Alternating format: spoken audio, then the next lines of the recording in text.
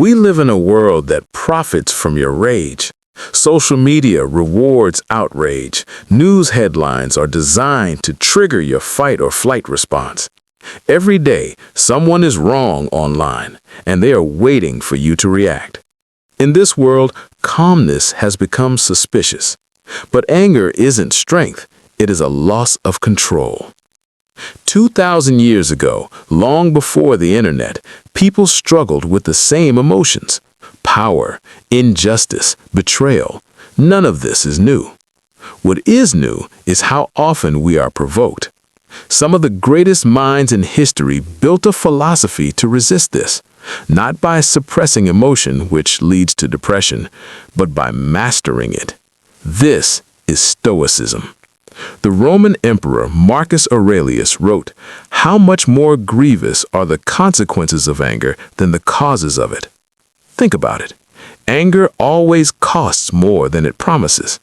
We believe anger protects us, proves our strength, or delivers justice. In reality, it blinds our judgment, weakens our authority, and hands our power over to external events.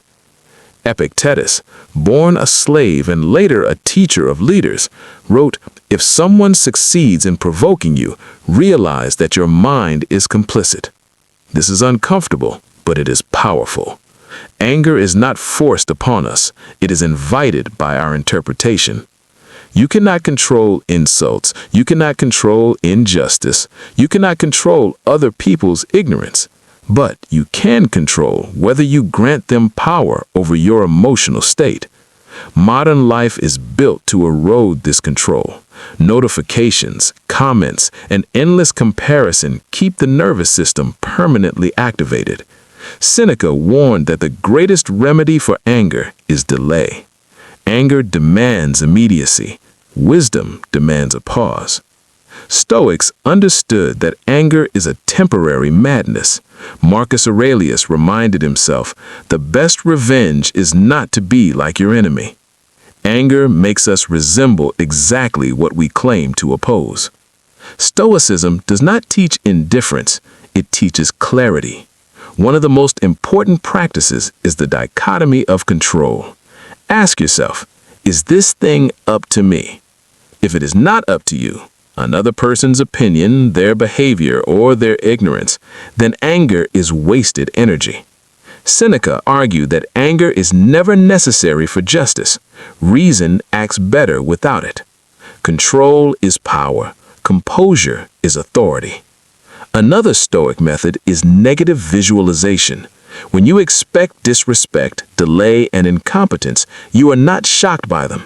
Marcus Aurelius wrote, "Begin the morning by saying to yourself, 'I shall meet the busybody, the ungrateful, the arrogant, the deceitful, the envious, the unsocial.'"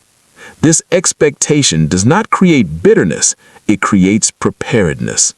Anger thrives on surprise. Preparation disarms it. Most modern anger comes from entitlement, the belief that life owes us ease, respect, and agreement. Stoicism removes this illusion. It teaches that you are owed nothing, but you are responsible for everything within your control. In a world addicted to outrage, Stoicism offers liberation. Anger shortens lives. Calm extends them. Anger feels powerful until it passes and leaves regret. Calmness endures. Marcus Aurelius wrote of the tranquility that comes when you stop caring what they say or think or do. This is not apathy, it is freedom. You do not need to win every argument. You do not need to react to every provocation. You do not need to be angry to be strong. The modern world profits from your anger. Stoicism teaches you how to keep it. If you can master your anger, you master the only kingdom that truly belongs to you, your mind. And that is the highest form of power.